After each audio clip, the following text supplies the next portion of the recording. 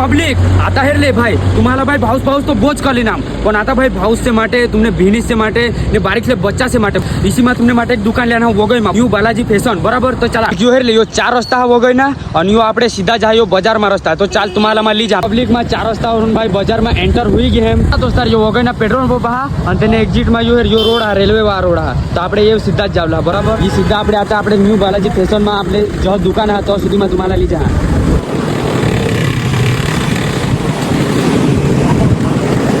तो चला ही आपली दुकान आहे ये हेरले